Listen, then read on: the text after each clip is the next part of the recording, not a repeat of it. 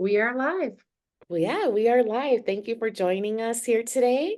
My name is Alma Castro, and I am helping the City of Long Beach Workforce Development in their design, implementation, and evaluation of a very cool program called the Long Beach Public Service Corps. And here today, we also have fellows who are participating in the program right now. And I'll go ahead and have June introduce herself and tell you a little bit about um, her current studies and where she's placed in her fellowship. Good afternoon, everyone. My name is June Wallach. I am a current junior at Kelston Long Beach studying political science. Uh, I'm one of 48 of the first cohort for the Public Service Corps, and one of my projects include helping to plan Sister Cities of Long Beach committees come together on June 4th to have an annual Sister Cities of Long Beach Day. And we have like different components together, and I'm helping managing that. Yeah, and June, I can see you're in the office.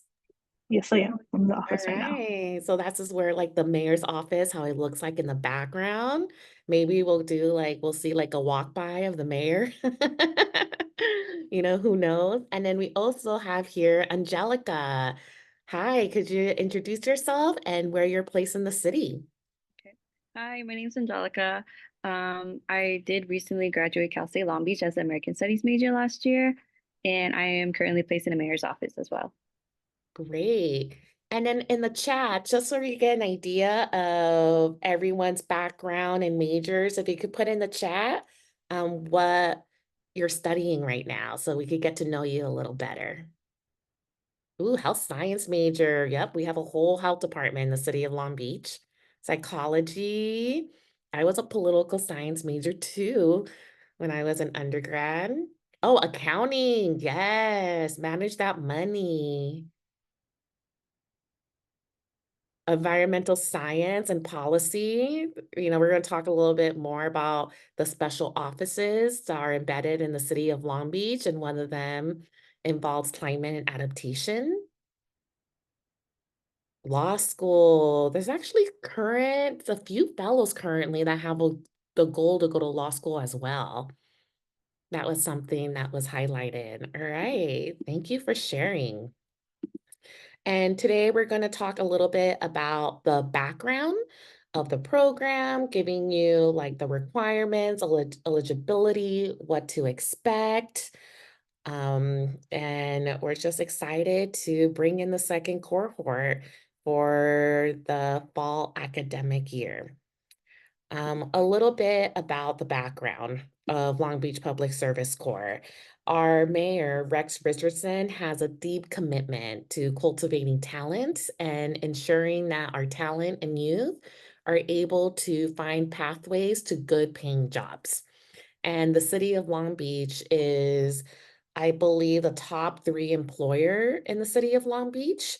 It employs over 6,000 people, and it's a self-service city. And going into a government institution could feel intimidating. It could feel like, oh, there's a lot of components to this. And this is one of the main reasons why the mayor provided the city the mandate to create a fellowship like this one. It's designed to recruit 50 students who are entering their senior year in their studies or completing a program at Long Beach City College. And to provide firsthand experience working alongside professionals, learning about how to get hired. And it's not a typical internship program where you go in, do your hours. There's also a programmatic component where there's scheduled workshops and activities and professional development components, all designed to give our fellows the nuance and insider perspective of what it means to be a future employee in the city of Long Beach. And our mayor himself, I believe he was the youngest elected council member when he first started with the city. And he also started the Office of Youth and really was a big component on getting our Office of Equity a few years ago. And as a conversation, like if you have a question, put it in the chat or go off mute and, ask, right? We don't want this to be a super formal presentation. All right, the description of what you could all expect.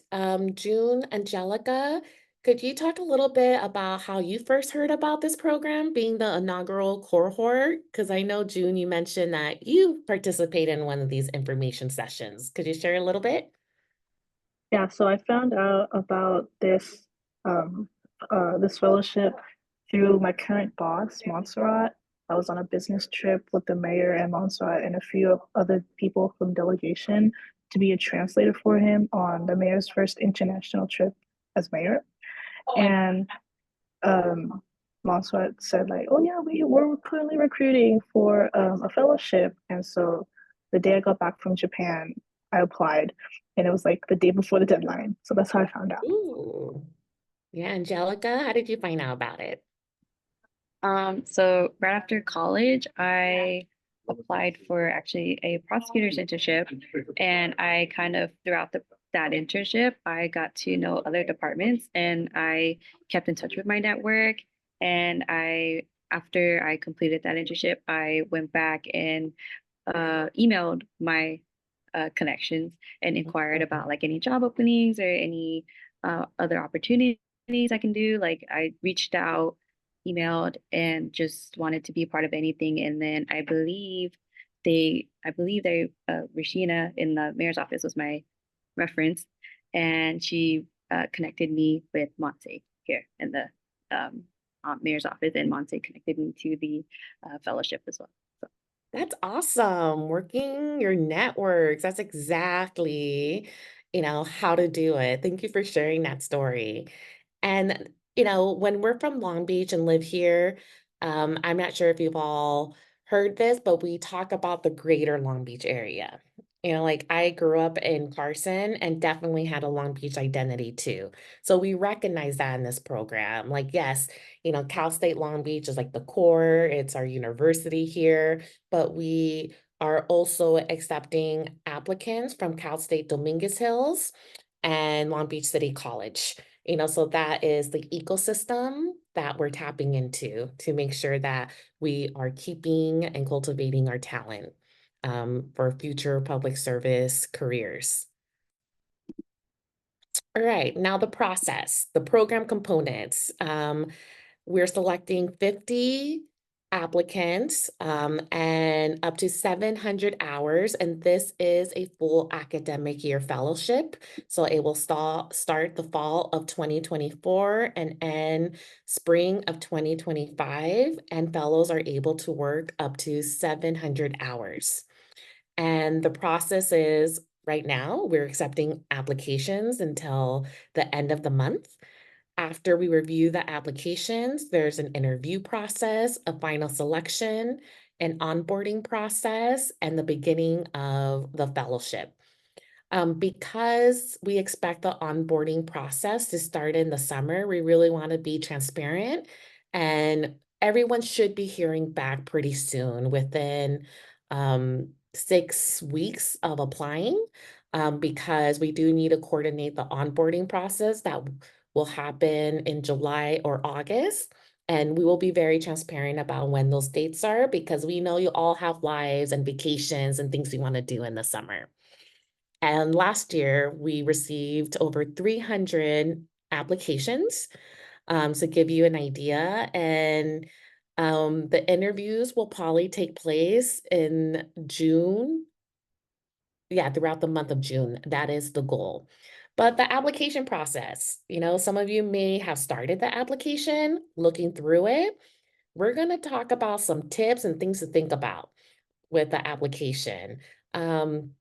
Angelica, could you talk a little bit about your approach to the application? Because obviously you and June did something right.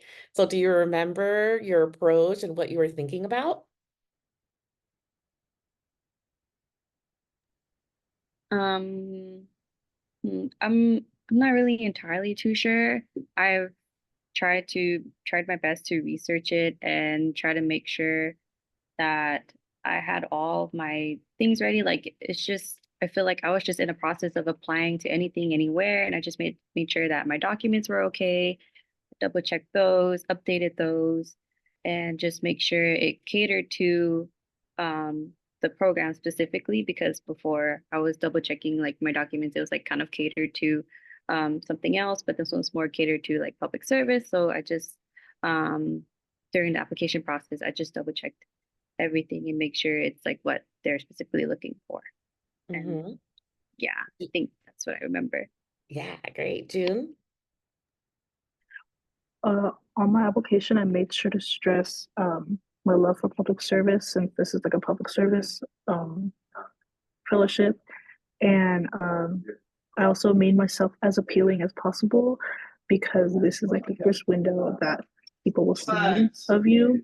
And so I try to make myself as shiny as possible and like, oh, you should pick me, kind of thing. Yeah, thank you. And something that we want to emphasize is don't feel like you have to be perfect, right? This is a fellowship opportunity to gain experience. Like one of the outcomes that we want to make sure every fellow gets is a portfolio. So they could put it on their resume that I worked on this project during my time here at the city of Long Beach.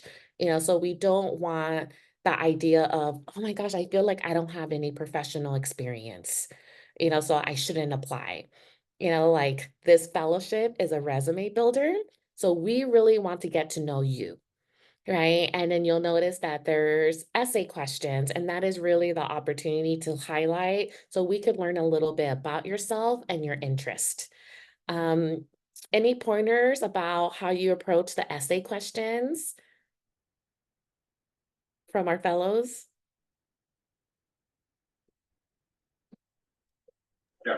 June? I definitely took my time, even though I had like only a few days to submit my application. I didn't do it. I didn't rush it. I drafted something on a Google Doc so I can save automatically, and then I took a break, and then I came back to it and revised it.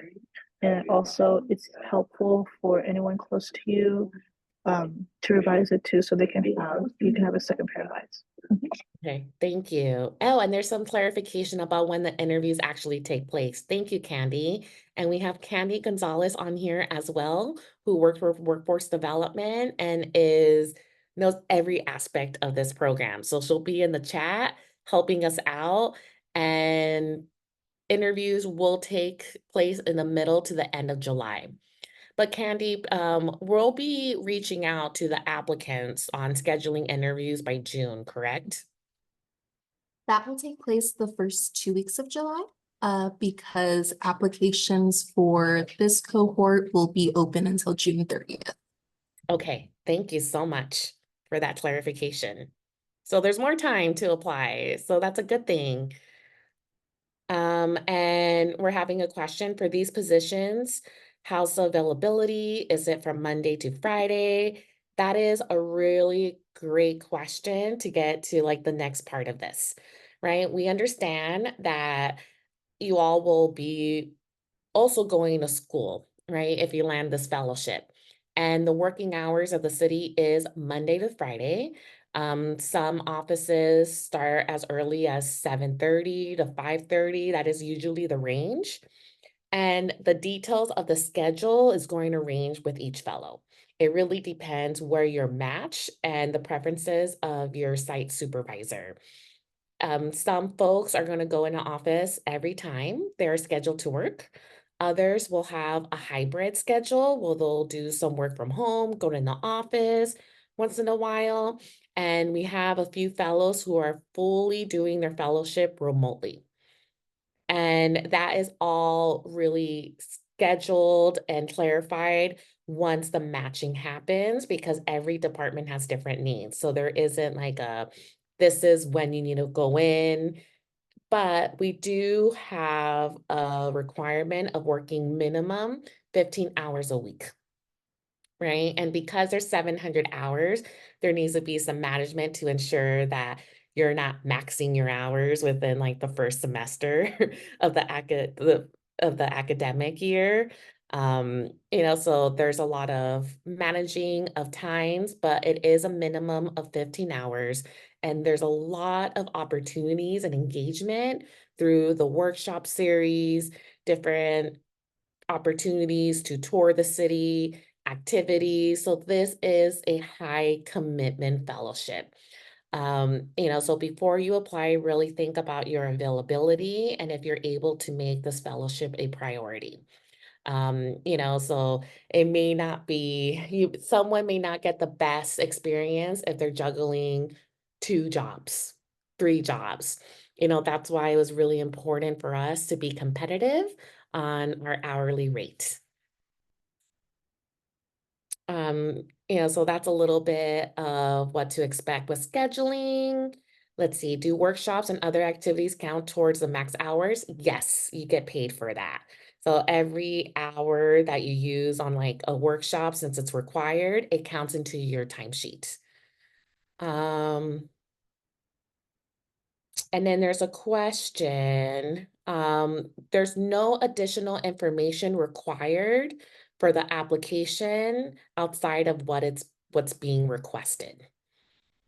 Right, so as long as you fill out every component of the application, there's no additional information that we need for the application. I hope that helps answer the question in the chat.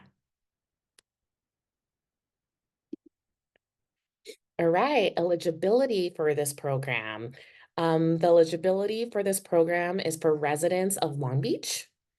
You must be between the ages of 18 and 30 and go into your senior level credits at Cal State Long Beach or a student completing a Long Beach City College program. So if you know folks in this scenario that go to Long Beach City College, or you have friends that go to Cal State Dominguez Hills, these are the requirements that you could pass along as well.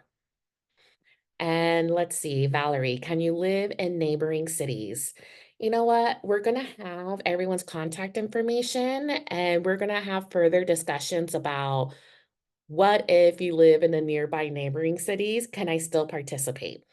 So I will be emailing everyone that's been part of these information sessions to give you very clear guidelines about that. But the priority is for residents living in Long Beach. I had a question. Yeah, go ahead.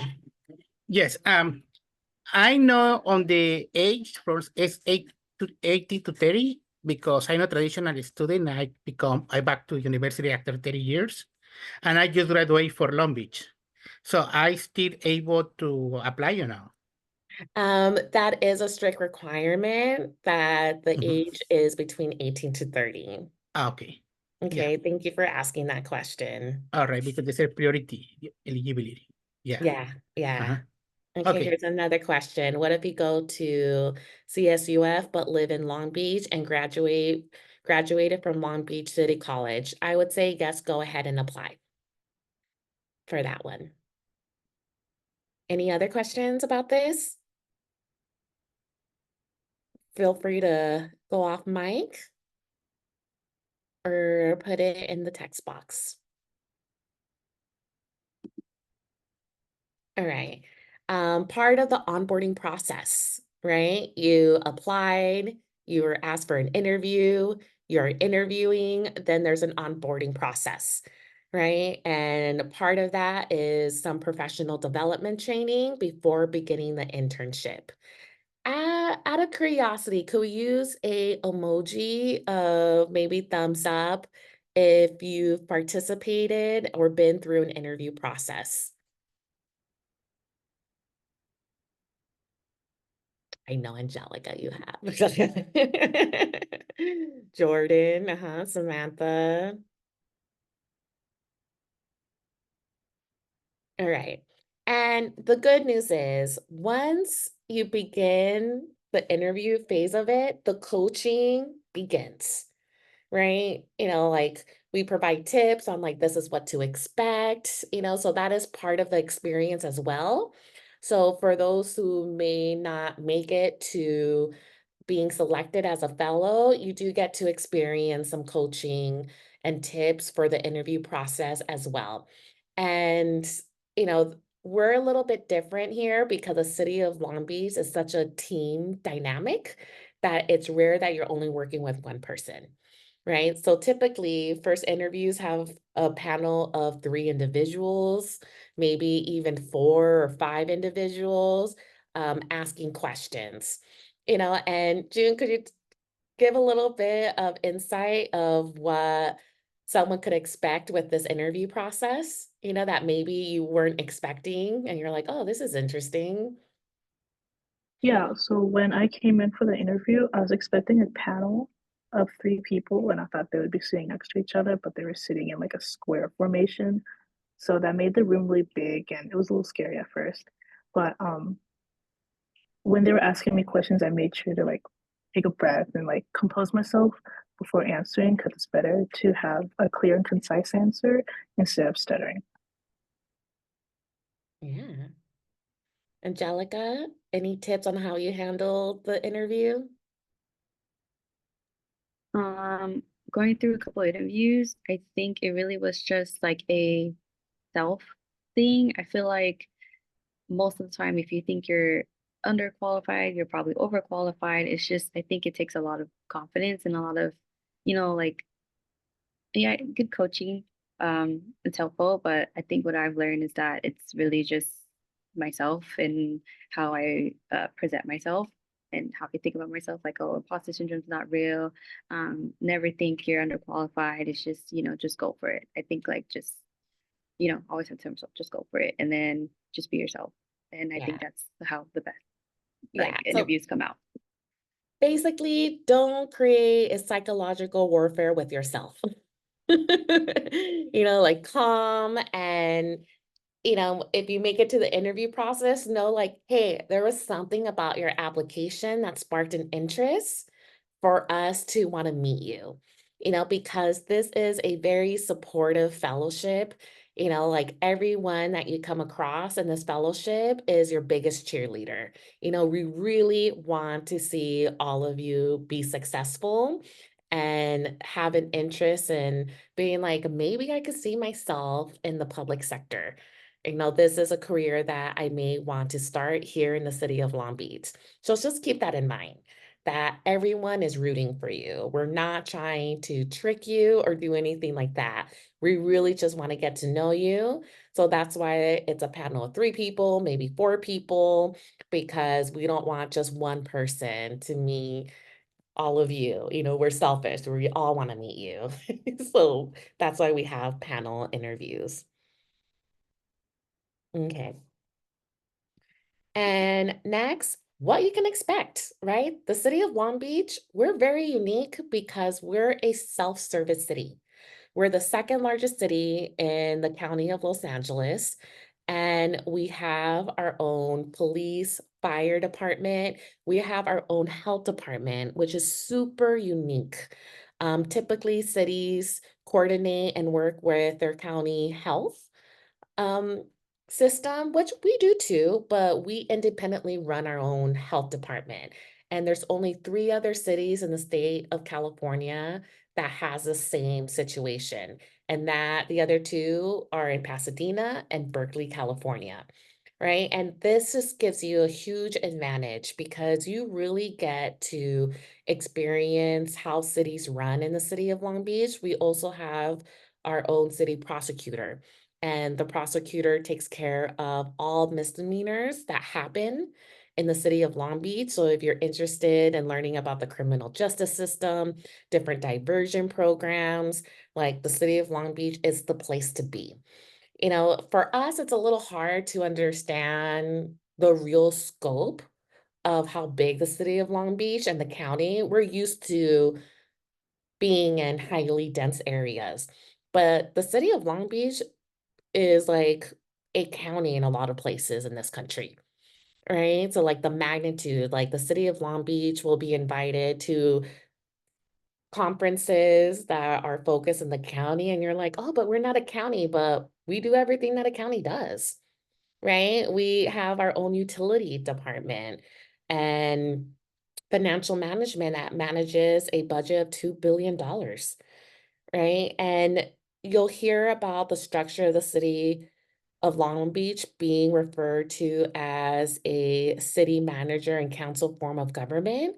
And what that means is we have our mayor and our elected council members that set the policy and blueprint of what we're doing as a city. And we have a city manager role that really serves like the chief executive officer, the CEO. That manages all the directors and ensures that the policy and vision of the mayor and elected are happening. So like folks who are really into like big system thinking, the city manager office is something that you may want to explore. In your application, it does say to list like what your top preferences are. So I really advise to dig in and learn a little bit more about the city. The city manager has specialized offices within the department. It has the Office of Equity, and it also has the Climate and Sustainability Office. And under community development, that's where all the urban planners live, right? Community development and disaster preparedness and emergency communications. That's where the 911 center is at. And they think of anything disaster related and how we plan for it. For example, when the height of COVID, a lot of us were reassigned. I worked for the city of Long Beach for 7 years, and I was one of the employees that was reassigned. So I went and started going to the Disaster Preparedness Center that we call the Emergency Operations Center, the EOC, right? And just in my personal journey, I've worked in the city manager's office. I did a special project with the city manager office where I was embedded in the police department for 2 years, where I worked closely with health, fire, and the city prosecutor's office on diversion programs. Public Works, if you're like, hey, I want to learn about infrastructure, potholes, it has an environmental bureau, like I'm into like composting. What are we doing about our waste? If you're interested in like, hey, we need more green canopy, we need trees, right? Public Works is the department that does that. Technology and innovation, right? It's so much more than IT. Our innovation team is housed within the technology and innovation department. We have a person just dedicated in that department working on internet access, equity, so there's so much to learn from all of these departments. Parks and Recreation and Marine, we have an insane amount of parks. And it's not just parks. Animal Care Services is underneath Parks and Rec. And as a city, we have one of the largest city-run beachfronts in the country, right? And then we have like the Port of Long Beach, like really, there isn't a department in the city of Long Beach that wouldn't get someone's interest, right? And that's what's so great about starting a career in local government is that you could really jump around within one institution and get to work on a lot of different things. Let's see a question here. What category would public health fall in? Great question. So our health department is like an empire, right? There's so much that goes on with our health department. So public health, yeah, that would be, the place. The health department also runs our homeless services. We have our own continuum of care. So we don't, we might coordinate with LAHSA, but it's our own system. And if you're interested in violence prevention, right? It's like, how do we increase community safety? We have a community collective impact division, and that is within the health department as well, right? If you're really into like livability, like how do we increase access to fruit and vegetables in our communities? That's the health department as well.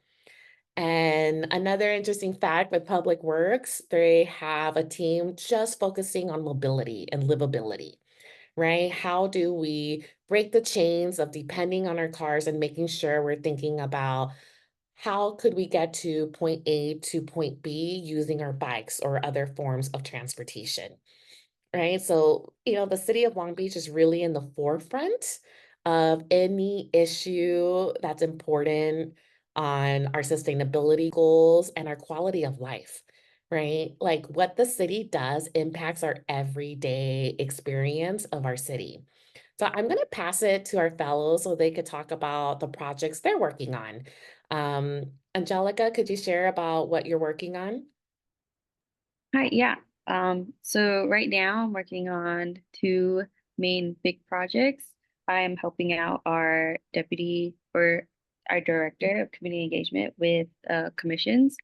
Something about, onboarding commissions and reaching out and try to gain a more diverse team on our boards and trying to get them ready to serve, have them get processed, and just trying to fix or just help out whenever I can here and there. And another one that's probably most likely coming up that's really big is like a neighborhood association summit. I that's coming up and we've hit a few snags here and there, but I'm currently working on like a blueprint for it, toolkits, and I created a contact list of all the neighborhood associations that we've had. That we do have a new ones so far, and that's just what I'm currently working on right now. And it's gonna be big. It's coming up, I think, on June 1st, I believe, but we'll see. All right. Exciting, June.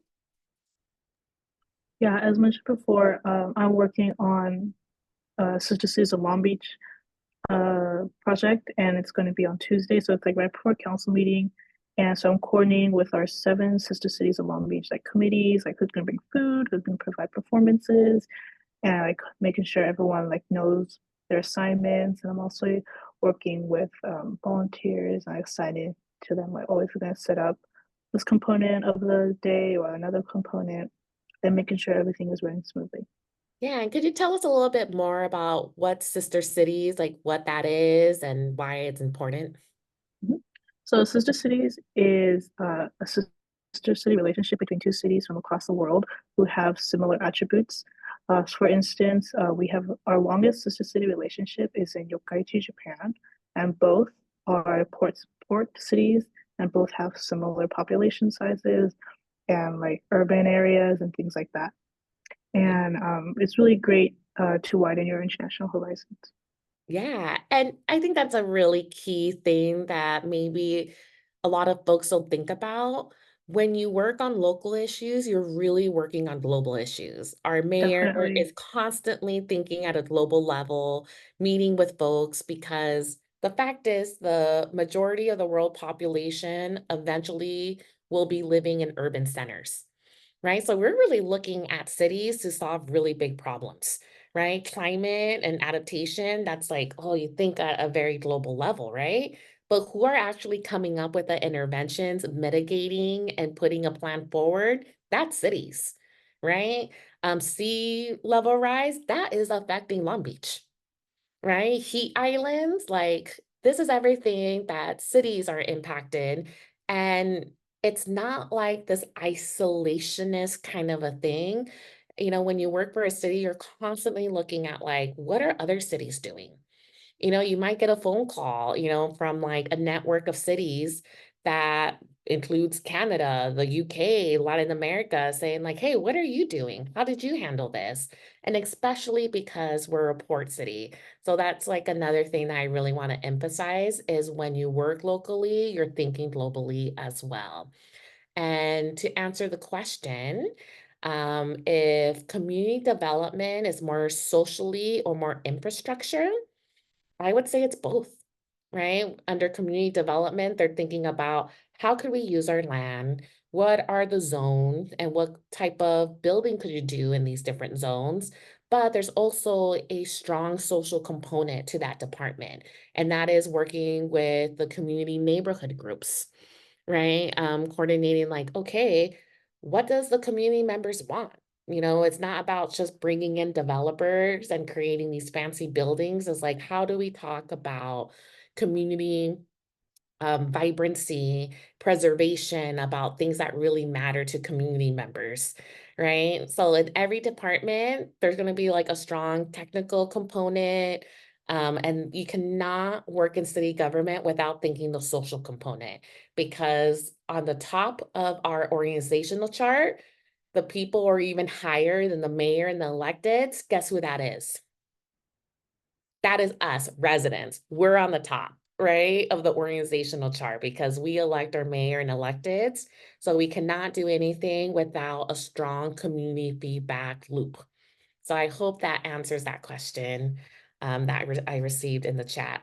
We have our own economic development department. You know, there's just so much we could do and experience as a fellow in these various departments. Any questions from the group? You could go off mic.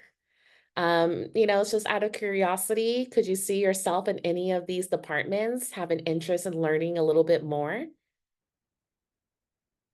I wanted to like ask, I mean, like the reason I was interested in this fellowship is specifically about the disaster preparedness and emergency communication.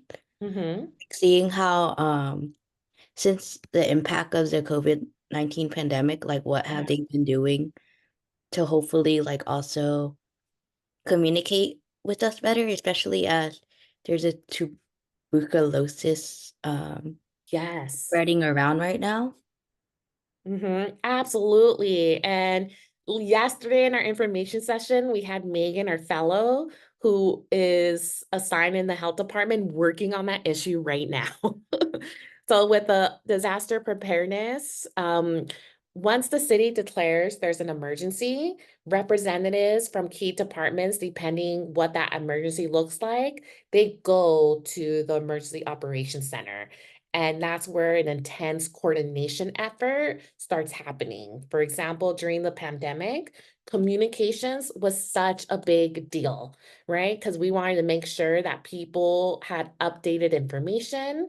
We wanted to make sure people knew where they could get tested, the vaccine. Our data team worked very closely with communications to, you know, share and be transparent about numbers, about infection rates, you know, how many vaccines were going on. There was a food crisis during that time. It was through the coordination of the Emergency Operations Center where various food drives were happening, delivery, you know, so it really is multifaceted. It really depends what you're working on. Right. And then the health department is monitoring the whole TB thing, you know, like there's constant things happening. And if you want to learn about how those coordination efforts happen, the planning for disaster and preparedness, that is the department for you, right? But on infectious diseases, health orders, like that's the health department. They focus on anything that is happening, like with TB, COVID. But you know what they also do? They make sure that the restaurants in our city are compliant, right? So that's a good thing too, right? So it's just like they do so much. So really, if you have an interest in something, talk to us and we'll let you know what department that belongs in because it's really important for us to match the site supervisors who are requesting fellows. So part of this process is we ask city departments, are you interested in having a fellow? And what projects would they be working on? And then we look at your application and we're like, okay, you know, once we have our cohort, we do the matching process. You know, so like if you could be as clear as possible of like, this is what I'm interested in, that is super helpful. We've also had some fellows saying like, you know what, I don't know. I really just want to get experience and understand how the city works. That's okay too. You know, that is all helpful with the matching process. Let's see, there's a question in the chat. Let's see. Internships I have is for the internship, we are only permitted to work during the academic year. So for example, the winter break, are we permitted to work? Yes. So during the winter break or spring break, that does not disrupt your workflow with this fellowship with the city. The fellowship length of the program mirrors the academic year, but is not restricted of when you're in school or not in school during that time frame. All right, any other interest levels? Sharing where your brain is starting to see where you might want to be placed? What are you all interested in? What are you looking for? Oh, you would love to work in health equity. Yes. So we have an office of equity in the city manager's office, but the health department, they also lead initiatives with their collective impact office and their youth office. So that is a big thing, right? On health equity. So I would recommend the health department or city manager's office. Infectious disease, health department people, research, all of the above. There isn't like a part of city government where there isn't some research involved on like policy, how should we start thinking about this? Angelica, June, any type of research that you're doing or know of your fellows? Because I know yesterday someone was mentioning they're doing research on student loans, Mhm. right? And what that might Yeah. look like. Go ahead. Actually, Angelica and I and another fellow, all three of us are working on a homelessness project. And no, not homeless, sorry. Yeah, student loans, and if seeing if there is any other cities who have benefits for employees that like kind of pay off the student loans. And so we're reaching out to other cities and seeing what they have and seeing if we can implement those projects into Long Beach. Ooh, and we have a sociologist in the group. Yes, it all applies thinking about community and their needs, right? It all the aspects of it, because it's not just our physical well-being, it's our mental well-being and how our build environment impacts that, right? There's just so much involved. So yeah, thank you for sharing. Okay, so the goals of the program. Why are we doing this, right? As I mentioned, we are truly trying to cultivate the next generation of public sector employees, right? So our goal is to recruit another cohort of 50 fellows.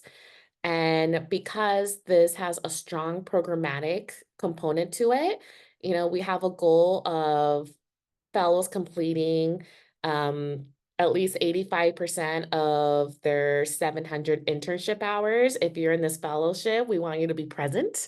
So it goes back to a minimum of 15 hours a week. We want fellows to be engaged when we do workshops, do different activities, because that is truly part of the experience. Yes, it's important to do the job of what your site supervisor expects you to do. But as Angelica already mentioned, it's about building your network, right? It's about speaking with as many people as possible. So one thing that we'll say is don't limit yourself to the people that you're working with every day. If you're interested in learning more about what the airport's doing, like we have an airport, if that's not a self-service city, I don't know what is. And when you're part of the institution, just reach out and say like, hey, I see that you work for the city of Long Beach Airport. I would love to learn more. And chances are they will say yes, and if they don't, it's because they're super busy and just follow up with them again, right? Because you want to build your network and understanding of what you might want to do in the future. And outside of meeting with leaders, managers, and people who've been doing this profession for a while, it's about getting to know your fellows as well, because these are the people who you're going to interact with throughout your career, and creating those bonds are important. Angelica, June, anything more that you want to say about that and how you've been navigating the city and how you've been meeting people?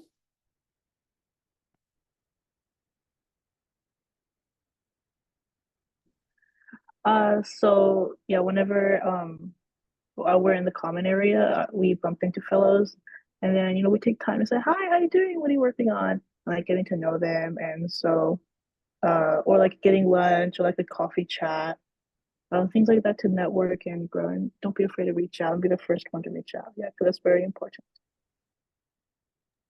I'd like to say that any opportunity or any invites to like any networking places, like recently I did the mayor's spring cleaning. I got to meet and get involved with a lot of public work folks and see how they like their jobs and how they end up in their position. So it's just anywhere you go or any invitation that you get, any opportunity that you get, I say just take it. And I always try my best to take it and just think of it like, oh, like I'm here. So I might as well, kind of get something out of it and just ask people like, oh, how'd you end up where you are? Do you like to where you like to, you like where you are, or do you still have future goals, or anything like that? Just it's just free, and just I feel like it's just any opportunity I get, like my supervisors invite me to, I take Yeah. it. No, absolutely. And then the goal is getting you hired. If you're in this fellowship program, we want you to start actually trying to get a job, right? If you see something open and you're like, hey, I'm interested in that, we want you all to reach out to us and say, like, all right, we can help you with this application. There was a whole day on a workshop that was in person and virtual about getting hired in Long Beach, right? Because that is our goal, right? Like, yes, this fellowship program, there's different like components, like complete your 700 hours, but ultimately we all want you to have good paying jobs. All right, questions. So I'm going to stop sharing so we could all see each other. Feel free to come off mic if you have any questions, concerns, or anything that particularly excites you about possibly applying for this fellowship.